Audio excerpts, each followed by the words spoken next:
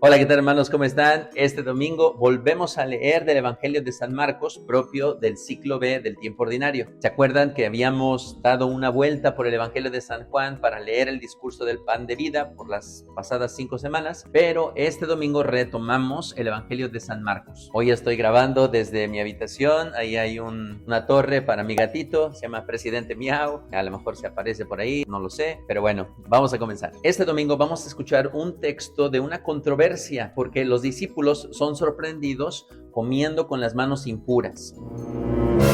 Los fariseos se van a sorprender mucho, se van a escandalizar de que ellos no cumplan con las tradiciones de sus antepasados y le van a preguntar a Jesús que por qué sus discípulos no están haciendo esas tradiciones. A lo cual Jesús responde que son unos hipócritas porque pues enfatizan, acentúan mucho las tradiciones, pues sí, de sus antepasados, y se olvidan de los mandamientos divinos. Les preocupa mucho estas tradiciones hechas por los hombres, pero dejan de lado el mandamiento de Dios, como dice el Evangelio. ¿Por qué dice Jesús esto? Bueno, él va a poner un ejemplo que no va a aparecer en el Evangelio de este domingo, pero el ejemplo que pone Jesús es que si una persona declara todas sus posesiones como sagradas o como consagradas al templo, o llamándoles corbán a todas estas cosas, entonces pues ya no tiene obligación de ayudar a sus papás en la vejez, porque pues ha declarado sus cosas santas. Esto no estaba en la ley de Moisés y se agregó después. Y entonces, pues lo que mucha gente estaba haciendo era precisamente eso, dejar de lado el mandamiento de Dios para seguir una costumbre, seguir una tradición,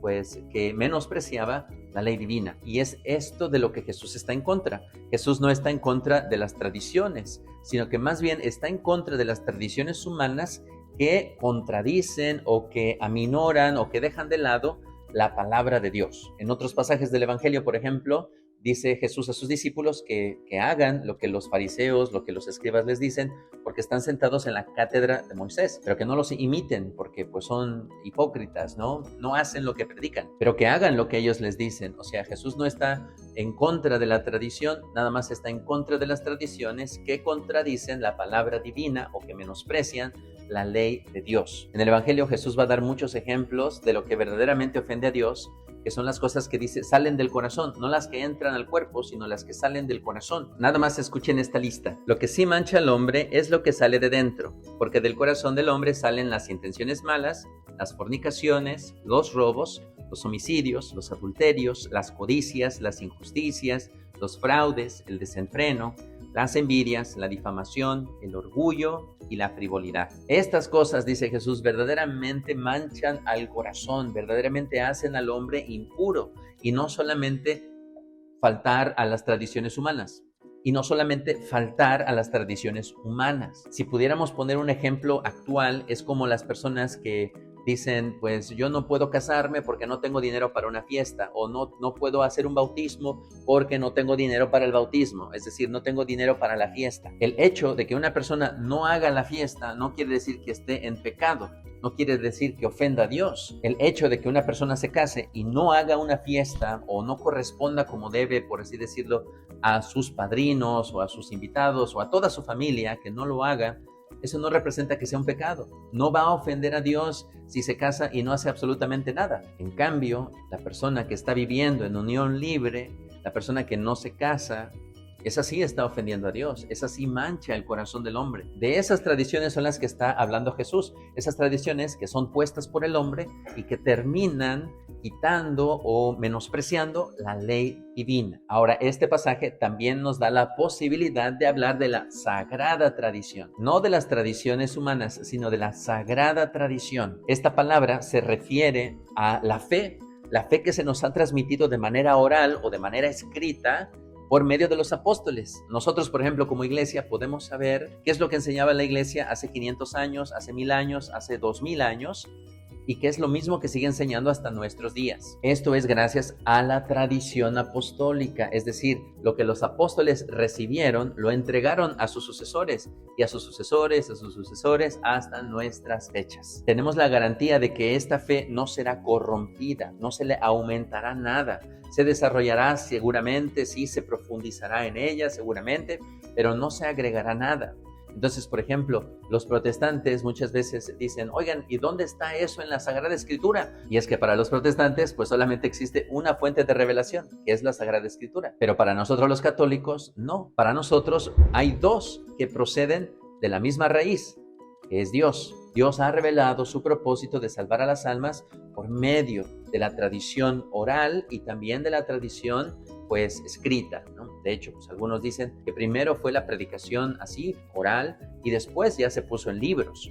Después ya se escribieron las cartas de San Pablo, ya después se escribieron los Hechos de los Apóstoles, se escribieron los Evangelios, etc. Pero al principio el mensaje de nuestra fe era transmitido pues así, de manera oral, de generación en generación, y se mantenía incorrupto. Es decir, no se le agregaba nada. Por eso nosotros como católicos hacemos referencia a los escritos de los santos padres de la Iglesia, que son estos teólogos, estas personas muy importantes dentro del desarrollo teológico de la Iglesia de los primeros 5 siglos, porque ellos son los que han recibido la fe y nos la han transmitido hasta nuestras fechas. Entonces, si hay protestantes que nos piden citas bíblicas para todo, debemos de saber nosotros como católicos que todo no está contenido como tal en la Sagrada Escritura, o por lo menos no explícitamente como pensarían algunos hermanos protestantes. Por ejemplo, la palabra purgatorio, esa no está en la Sagrada Escritura. Pero eso no quiere decir que no sea real o que no exista. La palabra no existe en la Sagrada Escritura, pero sí existe la enseñanza sobre el purgatorio. Es lo mismo con la palabra Trinidad. La palabra Trinidad tampoco está en la Sagrada Escritura, y sin embargo, todos los cristianos, sin excepción, creemos que Dios es trino, que Dios es Padre, Dios Hijo y Dios Espíritu Santo. Pero eso, como tal, no está en la Sagrada Escritura. Estas palabras, por así decirlo, no son inventos humanos, no son tradiciones humanas, sino son revelaciones divinas. Están contenidas en la Sagrada Escritura, pero es la Iglesia la que nos ha explicado estas cosas. Pero ha sido el Espíritu Santo que ha guiado a la Iglesia para que nos explique estas cosas. Y es que, mis hermanos,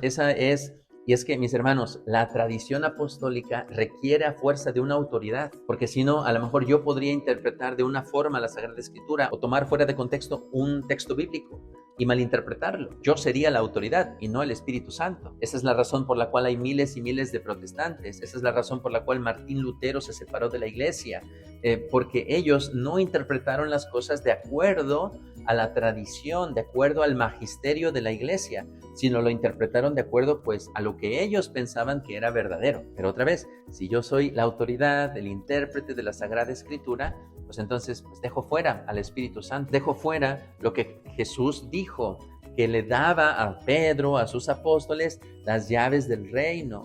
Les daba la habilidad de perdonar los pecados, les daba a ellos una primacía. Por eso la tradición apostólica se ha conservado hasta nuestra fecha, gracias a la autoridad, gracias a que alguien tiene la última palabra sobre la interpretación de la Sagrada Escritura. Si nosotros leemos la Sagrada Escritura fuera del contexto del magisterio de la Iglesia, fuera del contexto de la tradición, pues tristemente vamos a ser nuestra propia iglesia, nuestra propia comunidad. Cristo no vino a instituir miles de iglesias, vino a instituir una sola, y esa es la Iglesia Católica. Esto de la sagrada tradición y de las tradiciones humanas, necesitamos una manera de distinguir, de diferenciar. Necesitamos que alguien nos diga, ¿verdad?, cuáles verdaderamente son humanas y cuáles son de institución divina. Para eso necesitamos la iglesia. Para eso Jesús dejó a Pedro y a los apóstoles como el cuerpo magisterial, hoy diríamos como el Papa y los obispos, ¿verdad?, para que puedan pues mantener esta fe intacta y la puedan pasar de generación en generación,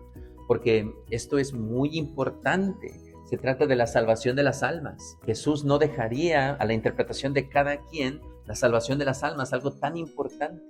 No, se lo dejó a Pedro, se lo dejó a los apóstoles para que guardaran, para que custodiaran esta fe y la pasaran de generación en generación. Esto es muy distinto a las tradiciones humanas, de que, por ejemplo, que si los sacerdotes se casan o no se casan, que si las iglesias son rectangulares o circulares, o muchas otras prácticas católicas que pues sí, son tradiciones, pero que no son esenciales para la salvación de nuestra alma. Entonces la tradición no cambia, así como la palabra de Dios no cambia. De esto vamos a escuchar la primera lectura, donde nos dice que nadie puede agregar nada a la palabra de Dios. Nadie puede agregar nada a lo que Dios ya ha establecido. Y otra vez, para eso necesitamos un cuerpo de autoridad. Eso es la iglesia. En su tiempo, pues fueron los fariseos, fueron los escribas, etc.